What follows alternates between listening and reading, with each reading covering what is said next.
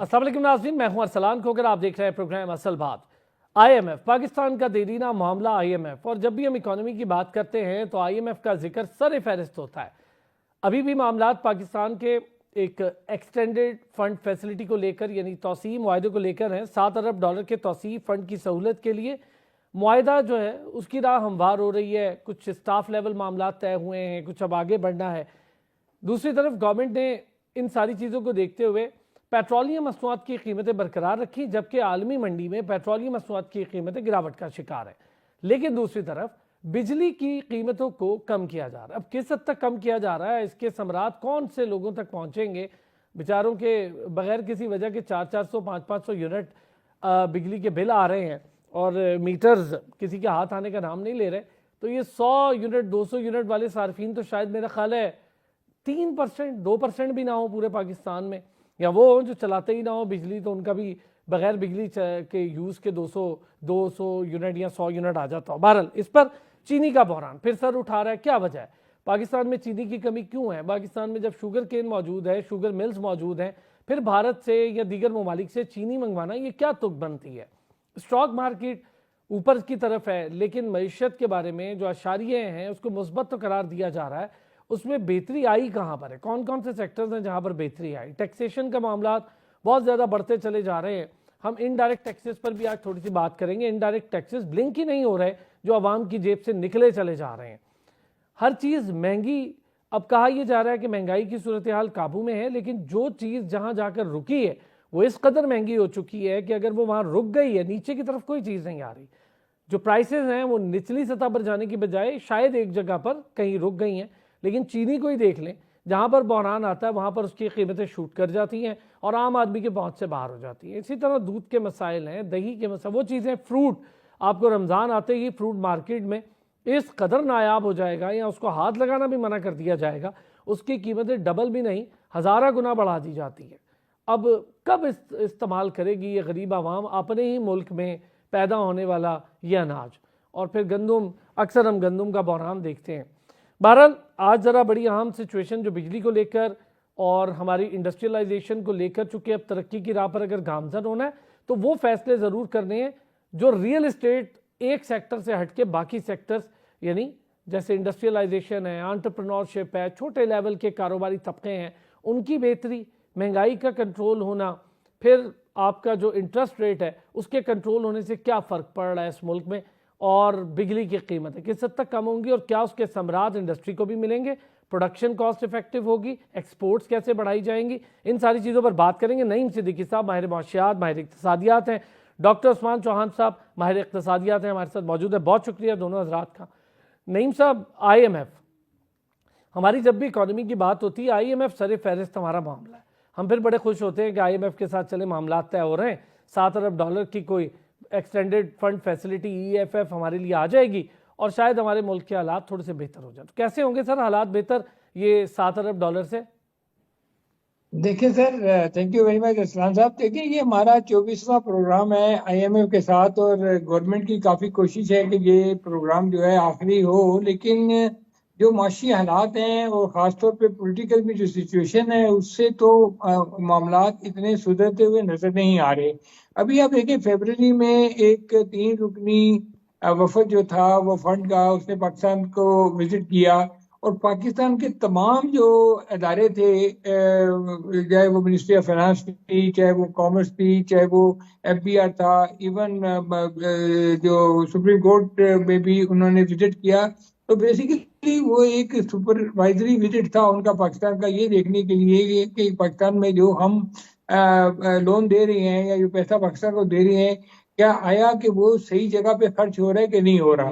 बहरहाल उसमें हमें थोड़ा सा बेहतरी, मैं ये समझता हूँ कि हमारे लिए अच्छा ये हुआ कि चलें, जो काम हम खुद नहीं कर सके वो एटलीस्ट जो डोनर है या जो डोनर है वो आगे पाकिस्तान में खुद कर रहे हैं, तो उससे हो सकता है हमारा कोई जो ये फिस्कल डेफिसिट की जो सिचुएशन है और जो हमारी हुकूमत के शुरू से हम कहते आ रहे हैं कि हुकूमत के खर्चात कम होने चाहिए, उसमें किसी तरह से कोई शायद कमी आ सके और वो जो फंड हैं वो उन जगह पे प्लेस हो जिसके लिए कि वो मुख्तसर किए गए हैं।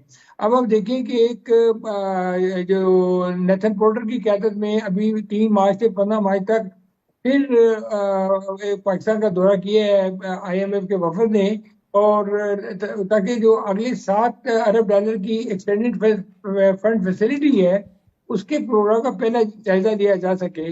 और इसमें पाकिस्तान को तकरीबन 2 से $2.2 बिलियन की जो नेक्स्ट ट्रेंच है अगले 6 महीने में वो देने की बात हो रही है। इसका बेसिकली जो मकसद है वो ये है कि पाकिस्तान की जो पेशरफ का जायजा लेना, जिसमें मालियाती निज़ाम, मॉनेटरी पॉलिसी, तवानाई के शोबों में मसला, क्लाइमेट चेंज के इशू, पायदार इक्तसादी तरक्की जो हमारी है, इसके बाद जो हमारी जो मैन्युफैक्चरिंग जो है उसको देखना, माहौलियात में जो वो मामलत कर सकते हैं उसको देखना, बातचीत में रेजिलियंस एंड सस्टेनेबिलिटी फैसिलिटी जो है उसके तहत भी इजाफी फंडिंग के अमकानात पर भी बात की गई, ताकि पाकिस्तान के जो माहौलियाती इस्लाही एजेंडा है उसकी हमायत की जा सके। ठीक है। तो बेसिकली ओवरऑल देखा जाए तो चीजें तो बेहतरी की तरफ जा रही हैं। और इम्पोर्टेंट बात यह है कि IMF का जो एतमाद है वो पाकिस्तान के ऊपर बेहतर हो रहा है। और वैसे अगर फ्रैंकली देखा जाए तो हुकूमत भी इस वक्त इस ऐसी सिचुएशन में है कि वो पूरी कोशिश कर रही है कि किसी तरह पाकिस्तान की इकोनॉमी को अब ट्रैक पे डाला जाए। और इतना अरसा हो गया है हम अपनी एक्सपोर्ट को बेहतर नहीं कर सके, और अभी हमें ये जो फंड की वजह से जो हमें पैसे बाहर से मिलते हैं, मल्टीलेटरल हो या बायलेटरल हो, उनका सही जगह पे इस्तेमाल हो। और खासतौर पे जो हमेशा हम कहते आ रहे हैं कि पाकिस्तान का रेवेन्यू जितना भी होता है वो मैक्सिमम डेट फाइनेंसिंग में चला जाता है, और ये पाकिस्तान की सबसे ही खतरनाक सिचुएशन है। अच्छा, ये जो और डेट फाइनेंसिंग में हमारा सारा पैसा जा रहा है या हम जो कुछ कमाने की कोशिश करते हैं बजरिया टैक्स, क्योंकि जी थोड़ा सा मुझे भी समझना है, आप दोनों हजरात से, उस्मान भाई भी साथ हैं, तो उस्मान चौहान साहब पहले तो ज़रा IMF और इसका ये EFF फैसिलिटी हमारे लिए कितनी इंपॉर्टेंस होगी। दूसरा, बिजली की कीमतें, अब IMF भी इस पर तैयार है कि बिजली की कीमतों को कम कर दिया जाए, ये भी ज़रा एक रिलीफ होगा। दूसरी तरफ लेवी हमने 10 रुपये बढ़ा दी है पेट्रोलियम की, पेट्रोल की कीमत हम कम नहीं करेंगे, और फिर ज़रूरी टैक्स, इनकम टैक्स भी लगने जा रहा है, उसके भी मामला तय हो रहे हैं। तो ये सारी चीज़ें एक साथ हैं, लेकिन ये IMF का ये जो प्रोग्राम है इससे क्या हासिल असूल है हमारी इकॉनमी को? जी, आपने दुरुस्त फरमाया कि कई सारी चीज़ें बैक वक्त हो रही हैं, और इससे जो है आराम से या आसानी से पता नहीं लगाया जा सकता कि क्या हम वाकई तरक्की की राह पे गामज़न हैं IMF के प्रोग्राम के दारोमदार में। तो हमारे लिए IMF प्रोग्राम बहुत नहायत ज़रूरी था 2024-2023 बल्कि उस साल में, क्योंकि उस वक्त दुनिया की हालत बहुत ख़राब थी मुआशी तौर पे, और हालात में कोई इस्तेहकाम नहीं नज़र आ रहा था। तो जो हमने फिर मुआहदा तय किया वो ऐसा था कि उसमें मुश्किल फ़ैसले करने पड़ रहे थे और मुश्किल इक़दाम उठाने पड़ रहे थे। अब चूँकि दुनिया की मईशत बेहतर होती जा रही है, या बेहतर हो रही थी कम अज़ कम 2024 के दूसरे हिस्से में, तो अब वो इतना वो अहम नहीं लगता। लेकिन ये आप ऐसे सोचने के एक मौका था इस सरकार के लिए कि ये इस्लाहात जो है वो जारी कर सके और अमली जामा पहना सके उन चीज़ों को, वो उन शरात को जो कि IMF ने आयद की थी, जो कि तवील मुद्दत में हमारे फ़ायदे की ही होती। अब एक तरफ आप देख रहे हैं कि सरकार राइट साइजिंग की बात करता है, सरकार को छोटी करने की, लेकिन दूसरी तरफ आप उसके बरअक्स कई सारे और इक़दामात देखते हैं जो कि उसके हक़ में नहीं है। राइट साइजिंग में गवर्नमेंट सरकार बड़ी की जा रही है। इसके साथ साथ जो आपने टैक्सेस की बात की, एक तरफ आपने बिजली की बात की और दूसरी तरफ पेट्रोल की, ये दोनों एक तरफ नहीं जा रही, ये दो मुख्तलिफ अतराफ की जानिब जा रही हैं। तो इस वजह से आवाम को भी समझ नहीं आती और IMF भी बहुत गौर से देख रहा है। ये जो अभी मुज़ाकरात हुए हैं ये मुस्बत हिसाब से हुए तो हैं, लेकिन आगे की बात यह है कि ये अगली बार जब मुलाकात होगी, आज से 6 माह बाद या 7 माह बाद, तो उस वक्त देखा जाएगा कि इस दौरानिए में कितना काम किया गया था, 2025 में कितना काम किया गया था। और अब आप देखते जा रहे हैं कि सरकार जो है उस जज्बे से आगे नहीं बढ़ रही जिस जज्बे से 2024 में इस्लाहात शुरू की गई थी। तो मैं चाहूँगा कि सरकार जो है उसी जज्बे से मज़ीद इस्लाहात करे बग़ैर अवाम की कमर तोड़े, क्योंकि हालात बेशक आपने दुरुस्त फरमाया कि अफरात ज़र अगर उस रफ्तार से नहीं बढ़ रहा तो महंगाई तो अभी भी है। तो अवाम को मद्देनज़र रखते हुए भी बहुत सारी चीज़ें की जा सकती हैं जो कि हमारे कौमी मफाद में ही होंगी। ठीक है। अच्छा, एक बड़ी अजीब बात है, हम नईम साहब आईएमएफ के साथ बहुत सारी चीज़ों को लिंक कर रहे हैं, चूँकि ज़ाहिर है कि हम उनसे एक फैसिलिटी ले रहे हैं, एक लोन ले रहे हैं। आने वाला बजट 2025-26 के बजट की अगर मैं बात करूँ, किन किन चीज़ों पे असरात होंगे? हालांकि रियल एस्टेट पर छूट की थोड़ी सी गुंजाइश दी है, लेकिन अभी तक ये कंफर्म नहीं है कि फौरी छूट मिलेगी या आगे आने वाले दिनों में मिलेगी और किस मद में मिलेगी। तो क्या क्या असरात मुरतब हो सकते हैं आईएमएफ के इस फंड के? अच्छा, ये बड़ी आपने इंटरेस्टिंग बात की आपने कि 2025-26 का बजट क्या होगा। हमारी मुख्तलिफ मीटिंग्स हो रही हैं और मीटिंग में जाते हैं। हमें जो समझ इस वक्त हम जो देख रहे हैं, अभी हुकूमत को ये समझ नहीं आ रही कि वो किस चीज पे टैक्स बढ़ाएं। वो इतना टैक्स हर दफा लगा चुके हैं। देखिए अभी आपका अच्छा नईम साहब, माजरत, मैं चाहूंगा ये बात आप पूरी कीजिएगा, एक छोटा सा ब्रेक लेना है, मैं ब्रेक से वापस आऊंगा तो इस पर भी बात करूंगा। हारून अख्तर साहब ने ये कहा है कि अगर मशरूब बनाने वाली कंपनियां महंगी चीनी खरीद रही हैं तो किसी को क्या तकलीफ है? भाई तकलीफ ये है कि वो मशरूब महंगा बेचेंगी, चीनी की कीमत मार्केट में महंगी हो जाएगी, चीनी मार्केट से गायब हो जाएगी, सट्टेबाज और चीनी फरोख्त करने वाला माफिया ज़ख़ीरा अंदोज़ उठा के सारी चीनी मशरूबात कंपनीज को देगा, तो आम आदमी के पास चीनी कहाँ से आएगी? बड़ी अजीब व गरीब बात है। वापस आता हूँ, ब्रेक से इस पर बात करते हैं। वेलकम बैक जी नईम साहब, माजरत अपनी बात जरा पूरी कीजिएगा। 2026 और 25 के बजट को लेकर हम बात कर रहे हैं। वो हुकूमत अभी ये सोच रही है कि अब हम कौन सी ऐसी चीज रहेगी है जिसके ऊपर हम बजट लगाएं। देखिए आईएमएफ का टोटल प्रेशर है कि आप जो ये लैंड में जो पैसा लग रहा है इसके ऊपर आप कंट्रोल करें। इसलिए हुकूमत बार बार ये कह रही है, फाइनेंस मिनिस्टर ने भी यही कहा, प्राइम मिनिस्टर ने भी यही कहा कि हम किसी को फाइलों का काम नहीं करने देंगे, प्लॉटों का काम नहीं करने देंगे, हम कंस्ट्रक्शन में आपको पैकेज देंगे। लेकिन अभी आप देखें कि अभी जब आईएमएफ के साथ मुज़ाकरात हुए हैं तो उसमें बेवरेजेस के ऊपर भी और दूसरी चीज़ों के ऊपर भी, सिगरेट के ऊपर भी ना, वो दे आर नॉट कन्विंस के आप इसके ऊपर ड्यूटी कम करें। अच्छा, जो प्रॉपर्टी में 36K और 36C की जो बात हो रही थी कि बायर सेलर पे ऑलरेडी 3% टैक्स लगा हुआ है, उसको ये एडवांस टैक्स है, इसको कम किया जाए, उसके भी अभी कोई खास पेशरफ्त नहीं हुई है। प्रॉपर्टी के ऊपर गवर्नमेंट जो है वो डबल माइंडेड है कि इसको हम किस तरह आगे लेके चले। देखें हमारा जो इंटरनेशनल जितना भी डायस्पोरा है उसकी सारी की सारी इन्वेस्टमेंट पाकिस्तान में जो है ना, वो 90% प्रॉपर्टी में होती है। और यहाँ घर के अखराजात के लिए वो लोग पैसे भेजते हैं पाकिस्तान में बिजनेस करने की, तो उनके लिए ना कोई अपॉर्चुनिटी है और ना वो पाकिस्तान में कोई बिजनेस कर सकते हैं। तो यही जो अब आने वाले बजट में ना तो ये कोई ऐसी आइटम मेरे ज़हन में है कि जिसपे के कोई प्राइस बढ़ सके। देखिए 13 ट्रिलियन का इस वक्त टारगेट है इस साल का, जो कि उसमें मेरा ख्याल है कुछ 620 अरब के करीब जो है ना कमी कर दी गई है और वो 12.320 के करीब हो गया है। तो अब आने वाले साल में अभी इसको कितना बढ़ाएंगे और कौन कौन से, अनलेस के ये उस एरिया में जाएं कि जिसको कहते हैं न्यू टैक्सेशन में लोगों को लेके आए, टैक्स रेट को कम करें, लोगों को इजीली एक्सेसिबल बनाएं, उन पर इतमाद डेवलप हो कि भाई हम आपसे टैक्स वगैरह ज्यादा नहीं लेंगे, हम आपके पिछले केसेस प्रूव नहीं करेंगे, हम आपको पिछले सालों पे छूट देंगे।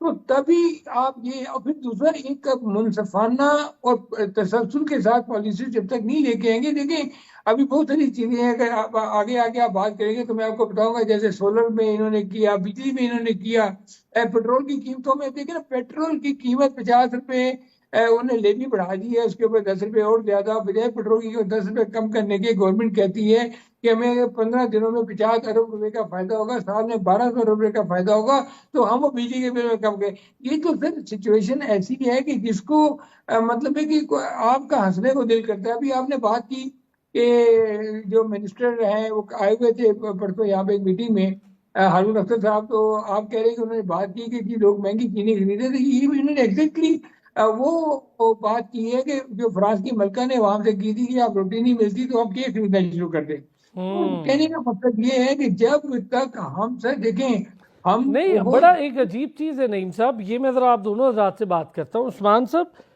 अब एक मिनिस्टर या मामिन खुसूसी वजीर आजम के हैं, वो ये कहें कि मशरूब साज कंपनियां महंगे दामों चीनी खरीद रही हैं, तो किसी को क्या तकलीफ है? भाई तकलीफ ये है कि फिर जो हाल हो गया है ज़ख़ीरा अंदोज़ी का, सट्टेबाजी का, आप देखें चीनी मौजूद नहीं है, 14-15 रुपए किलो उस पर कीमत बढ़ा दी है रमज़ान में, तो ये हाल होगा, ये तकलीफ है। फिर कहते हैं कि किसी को क्या तकलीफ है? भाई गायब हो जाएगी चीनी, और यहाँ पे तो लोग बैठे होते इसी काम के लिए रमज़ान में कि वहाँ पहुँचा दें जहाँ पे महंगे दामों मिल रही है, आम आदमी को कोई किसी से कोई सरोकार नहीं है। बेशक बेशक, और ये चीनी की जो मंडी है ये एक मिसाल है, एक कलीदी मिसाल है कि मईशत को अगर ठीक करना है तो किस तरह से और किस शिद्दत से ठीक करना है, क्योंकि इसमें मसाइल काफ़ी सारे हैं। जो आपको इकोनॉमिस्ट मिलेंगे साहिब हैसियत, वो आपसे यही गुजारिश करेंगे कि आप मार्केट्स डीरेगुलेट कर दें। ये सारी जो सरकार की इसमें मौजूदगी है और माफिया की मौजूदगी है और जो बदमाशी हो रही है, ये एक बेमिसाल आपके लिए मंजर है कि किस तरह से किसी मईशत या किसी सेक्टर को नहीं चलाना चाहिए।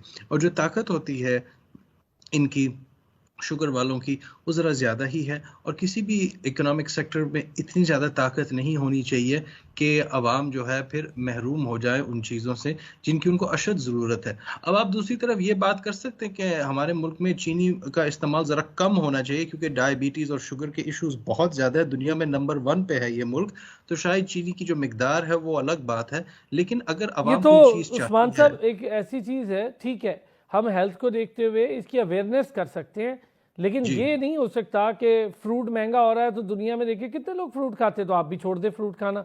दुनिया में गंदम कितने लोग खाते हैं, आप भी छोड़ दें गंदम खाना। मतलब जो चीज़ महंगी हो फिर लोग क्या, ये मतलब हमारी टॉप नॉच पॉलिटिकल लीडरशिप से ये बात है कि नहीं जी ये हेल्थ के लिए अजीब बात है, ये समझ से बाहर है। लोग खुद छोड़ बिल्कुल दें सही। अलग बात है, लेकिन छुड़वाएं तो मत।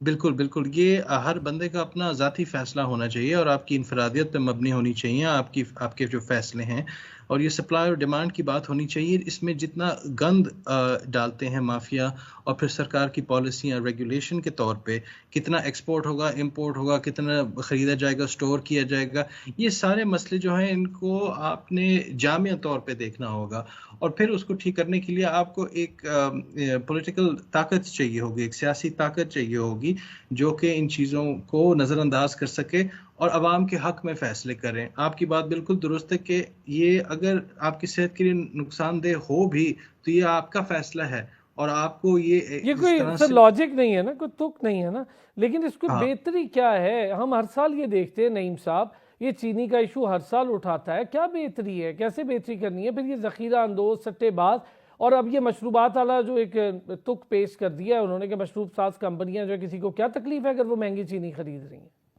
मैं हमेशा एक बात करता हूँ कि इस मुल्क में ये बहुत बड़ी नाइंसाफी है कि ग्रोअर भी जो है वो पैसे नहीं कमा पाता, और जो एंड सारफ है जैसे आप हैं, हम भी चीजें सस्ती नहीं ले सकते। और जो दरमियान में जो ज़ख़ीरा अंदोज है या जो कार्टेल है या जो बड़े बड़े होलसेलर्स हैं, वो सारी मार्केट का जो डिमांड एंड सप्लाई को कंट्रोल करते हैं। और आप देखिए इकोनॉमिक्स में बेसिक चीज ही जो है वो डिमांड एंड सप्लाई है। जब आपकी डिमांड बढ़ेगी और सप्लाई आपको रोक देंगे तो चीजें महंगी हो जाएंगी। और ये रमजान के महीने में हालांकि अल्लाह ताला ने इतना पाक और बाबरकत महीना बनाया है, लेकिन हमारे लोग जो है वो कोशिश करते हैं कि पूरे साल का मुनाफा इसी एक महीने में कमा लें। अब इसमें हुकूमत को चाहिए कि वो इंटरफेयर करे, डायरेक्ट इंटरफेयर करे, और इन जितने बड़े बड़े नहीं कार्टेल हैं, साहब, इनके हर बड़े साल बड़े, देखते हैं हम, हर साल ये होता है, कब तक ये ये हर ऐसे साल चलेगा? होगा, ये हमेशा होगा। दूसरी बात सर जी, मैं ये भी कहता हूँ कि चले खैर है, एक तो डिमांड, एक रमजान में थोड़ा सा डिमांड सप्लाई का इशू आ जाता है, जहाँ आपको 1 दर्जन केले चाहिए होते हैं वहाँ लोग 2 दर्जन खरीद लेते हैं। इस तरह हर बंदे की ख्वाहिश होती है कि मैं जाके फल खरीदूं, मैं जाके चीनी खरीदूं और दूसरा सामान खरीदूं।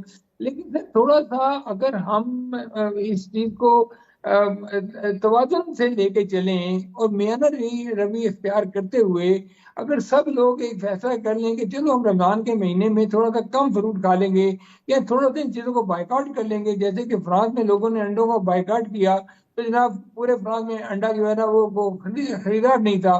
तो एक दफा क्या ऐसा नहीं हो सकता कि हमारी कौम भी जो है ना वो इन ज़ख़ीरा अंदोज़ों अच्छा, के वैसे खिलाफ नईम साहब, ये क्या खड़ी एक हो दफा जाए? ऐसा नहीं हो सकता कि गवर्नमेंट इस पे चेक एंड बैलेंस कर ले और लोगों को सर गवर्नमेंट नहीं कर सकती, फैसिलिटेट करे कि गवर्नमेंट के लोग ही पास में नहीं है। हमेशा आप तो बाइकआउट करें, माशाल्लाह चीजें छोड़ें? पिछले ठीक साल से देखते आ रहे हैं कि रमजान के महीने में एक ऐसा तूफान आ जाता है और इतनी महंगाई हो जाती है कि आम आदमी उसके आगे बेबस हो जाता है। लेकिन मैंने कहा बेबसी का मुकाबला करने की तरीका ये भी तो है ना कि आप चलो इनका थोड़ा सा बाइकआउट कर लें, 2-4 हफ्ते में, रमजान में 10 दिन ही करके देख लें, ताकि कम अज कम इनके खिलाफ आप खामोश एहतजाज तो कर सकें। वरना तो सर यहाँ पे प्राइस कंट्रोल इस मुल्क में है ही नहीं है। आप किसी भी चीनी जो है वो 180 रुपए तक चली गई, अब उसमें 5 रुपए कम भी हो जाएगी। एक्चुअली तो चीनी के प्राइस इस वक्त 125 रुपए से ज्यादा होने नहीं चाहिए असूली तौर पे, लेकिन सर अब वो सर्कुलर एकदम। डेट पे थोड़ी सी आपसे बात करूंगा। चलें, ये चीनी का बहरान तो हम हर साल देखते हैं, मुझे नहीं लगता कि इसका कोई हल होगा। एक तरफ हमारी कीमतें बढ़ती चली जा रही हैं बिजली की उस्मान साहब, और दूसरी तरफ सर्कुलर डेट बढ़ता चला जा रहा है। अच्छा, एक ब्रेक का कहा जा रहा है, मैं ज़रा ब्रेक पर जाता हूँ, ब्रेक से आता हूँ, इस पर भी बात करते हैं। ये जो सर्कुलर डेट है इसको कैसे मैनेज करना है और इसको जस्टिफाई कैसे करना है हमारी गवर्नमेंट ने, फिर हम ज़रा इस पर बात करेंगे। ये जो इंटरेस्ट रेट है इसकी कमी से क्या फ़ायदा हो रहा है मार्केट को, और क्या हम अपनी इंडस्ट्री या एंटरप्रेन्योरशिप छोटे लेवल का कोई मैन्युफैक्चरर, उसको क्या फ़ायदा देंगे कि हम अपनी एक्सपोर्ट में उसका इनपुट भी डालें। वापस आते हैं ब्रेक से, इस पर बात करते हैं। वेलकम बैक उस्मान साहब। ये 3-4 चीज़ें जो ब्रेक पर जाने से पहले मैंने कही, एक तो हम ज़रा सर्कुलर डेट और बिजली की कीमतें, क्या इनको देखते हुए जितना सर्कुलर डेट बढ़ रहा है हम अपनी बिजली की कीमत को कम कर सकते हैं? कोई ऐसा फॉर्मूला है हमारे पास? जी, आपके पास सारे वसाइल भी हैं और आपके पास अब प्लानिंग भी है और आपके पास सारे औजार भी हैं। आपका बैंकिंग सिस्टम भी है, आपके डिस्कोज भी हैं, आपके पावर जनरेशन। अब तो इस पे बहुत सारी स्टडीज़ भी हो चुकी हैं कि इसको किस तरह किया जा सकता है, लेकिन एक पॉलिटिकल विल होती है, एक सियासी वो अमर होता है जो कि दरकार है। क्योंकि किसी भी ऐसे पेचीदा मामले में आप देखेंगे कि हर किस्म के जो है ना पार्टीज़, वो महाज जो होते हैं वो अंदर बैठे होते हैं और उनके अपने ज़ाती मफादात होते हैं। चीनी के साथ भी ये है। अगर मैं आपको याद दिलाऊं तो आज से 6 साल पहले फेडरल इन्वेस्टिगेशन एजेंसी FIA ने प्राइम मिनिस्टर को रिपोर्ट पेश की थी कि ये आपके मसाइल हैं और ये इनके हल हैं, लेकिन उन 6 सालों में फिर कुछ किया नहीं गया। सर्कुलर डेट भी इसलिए इतना बड़ा अजदहा बन चुका है क्योंकि 20 साल से इस पर कुछ किया नहीं गया। अब जो फैसले सरकार लेना चाह रही है उसमें IMF को भी मद्देनजर रखना है कि किस तरह से कौन इसका बोझ उठाएगा इन कर्जों का।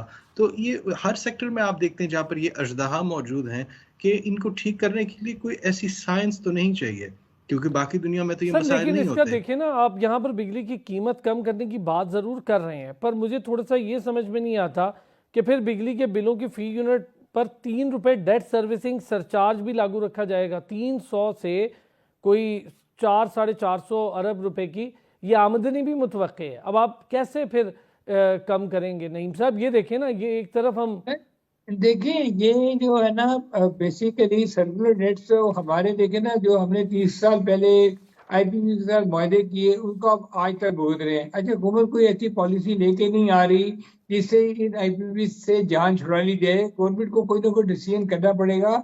और खास तौर पे अभी जो आपको बहुत बड़ा जो इश्यू इस वक्त आ रहा है वो देखिए ना, अब हर घर में आप देखिए गरीब आदमी भी है जो भी है वो सोलर लगा रहा है। अब उन्होंने पिछले 10 साल आपको ओपन नहीं कहा कि आप सोलर लगाए, उससे आपको ये बेनिफिट होगा, ये अब एकदम आगे आपने एक ऐसी पॉलिसी लेके आ रहे हैं कि कहते हैं जब सोलर की अहमियत ही खत्म हो गई है तो 27 रुपए में आप बिजली खरीदे थे वो आपको कहते हैं हम 10 रुपए में खरीदेंगे। और जो बिजली प्रोड्यूस होगी उसका पीछे एक FTO ने फैसला दे दिया कि जी उसके ऊपर भी आप जो है ना सेल टैक्स चार्ज करें।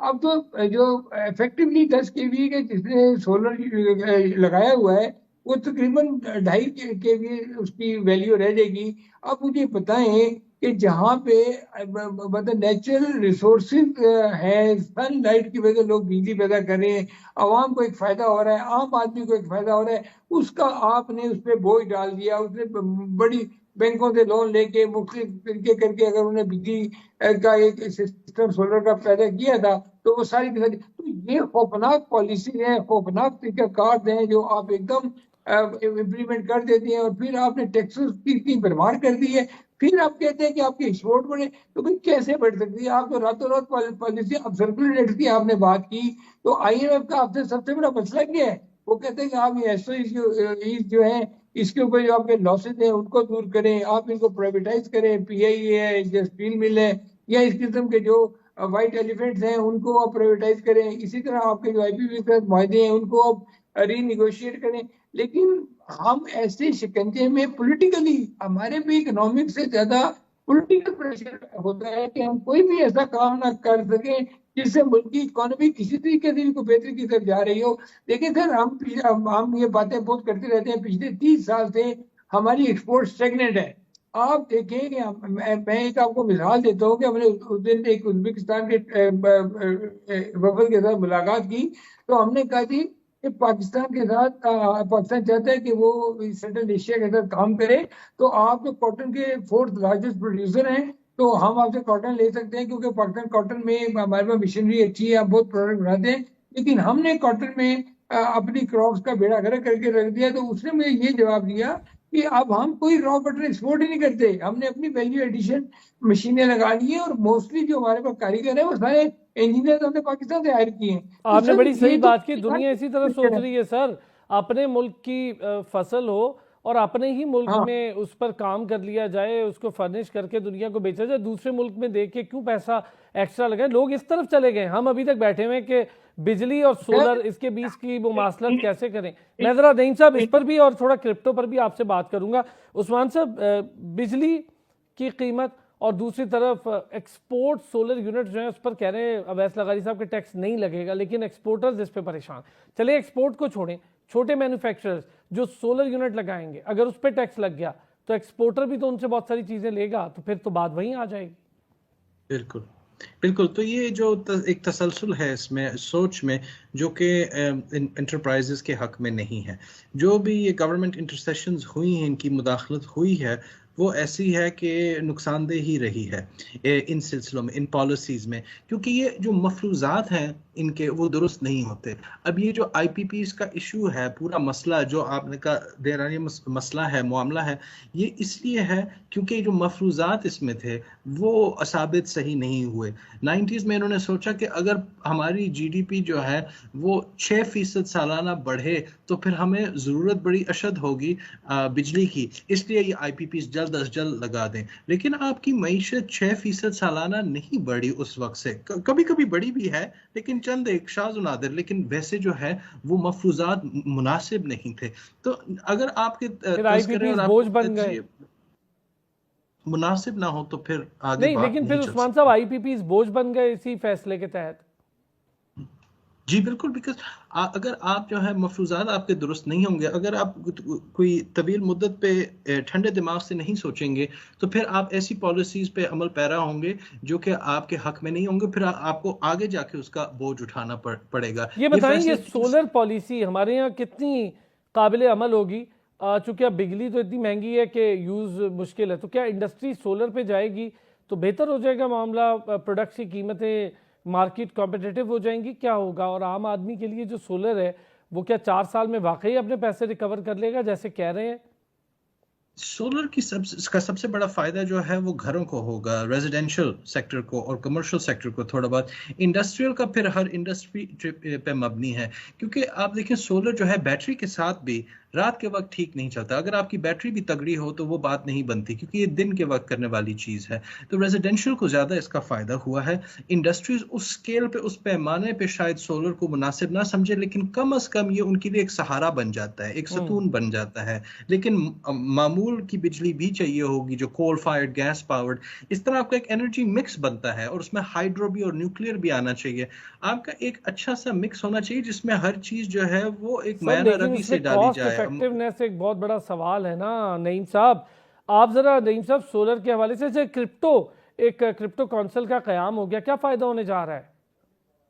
सर देखिए, अल्टीमेटली क्रिप्टो करेंसी में पूरी दुनिया इस वक्त क्रिप्टो में और जो प्लास्टिक करेंसी में जा रही है, ये बेसिकली अगर इसको सही तरह से इस्तेमाल, क्योंकि डिजिटल वॉलेट है, इसमें आपके पास एक कोड नंबर है, उस कोड नंबर के थ्रू आपने काम करना है। लेकिन हुकूमती सतह पे इसको बहुत ज्यादा इसका ख्याल रखना पड़ेगा, क्योंकि कुछ साल पहले एक कंट्री की काफी हैवी अमाउंट क्रिप्टो करेंसी वालों ने हैक कर ली थी। लेकिन बेसिकली एक बड़ा कदम है, हुकूमत इसे शफाफ अंदाज में लेके चले और सही रेगुलेशन मरतब करे तो पाकिस्तान डिजिटल फाइनेंस की दुनिया में नुमाया मकाम हासिल कर सकता है। और इससे आपकी ट्रांजेक्शन जो है वो स्मूथ हो जाएगी, क्विक हो जाएगी, और अभी भी आप देखें ना, क्रेडिट कार्ड वगैरह और दूसरी चीजें जो कि अब आप टोटल आप जो पेपर करेंसी से डिजिटल करेंसी पे, डिजिटल करेंसी से क्रिप्टो करेंसी पे आहिस्ता आहिस्ता कन्वर्ट हो रहे हैं। और दुनिया में अभी देखिए आपके मोबाइल में भी उन्होंने इसको क्रिप्टो करेंसी को जो है लीगल कर दिया है, अमेरिका में लीगल है, यूरोप में लीगल है। तो आने वाले दौर में अल्टीमेटली हमें जाना तो पड़ेगा, सूनर इज बेटर कि हम क्रिप्टो में चले जाएं, लेकिन इसके लिए हुकूमत को बड़े वाजे और क्लियर जो है वो रूल बनाने पड़ेंगे,